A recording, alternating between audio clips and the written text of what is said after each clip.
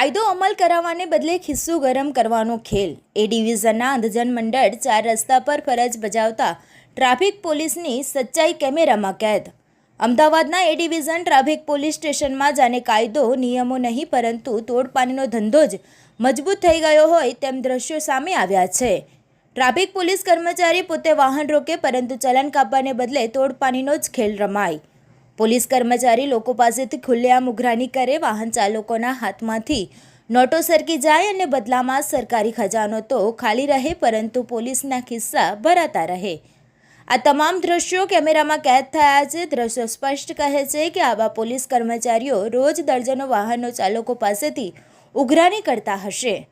સૌથી મોટો સવાલ એ છે કે આ તમામ ગેરકાયદેસર ઉઘરાણીમાં એ ડિવિઝનના વહીવટદાર તથા પોલીસ ઇન્સ્પેક્ટર સાહેબનો પણ ભાગ છે કે નહીં, કારણ કે દ્રશ્યો પ્રમાણે તો વહીવટદારના આશીર્વાદ વિના આ રેકેટ સંભવ જ નથી। શું ખરેખર વહીવટદાર અને ઇન્સ્પેક્ટર સાહેબના આશીર્વાદ છે આ તોડપાણીમાં? શું સરકારી તિજોરી ખાલી કરવા માટે જ પોલીસ કર્મચારીને તોડના કામે મૂકવામાં આવે છે? શું કાયદાની રખવાડી કરનાર પોલીસ પોતે જ કાયદો ખાઈ રહી છે? એક તરફ વાહન ચાલકોને દંડનો ડર તો બીજી તરફ પોલીસની ઉઘરાણીની લૂંટ। એ ડિવિઝન પોલીસની આ ખોટી રમતમાં અંતે નુકસાન તો જનતાનું જ ને। વિડીયોમાં દેખાય છે દ્રશ્યો હવે પુરાવા બની ગયા છે કે એ ડિવિઝન ટ્રાફિક પોલીસ સ્ટેશનમાં કાયદો નહીં પરંતુ તોડપાણીનો જ રાજ ચાલે છે।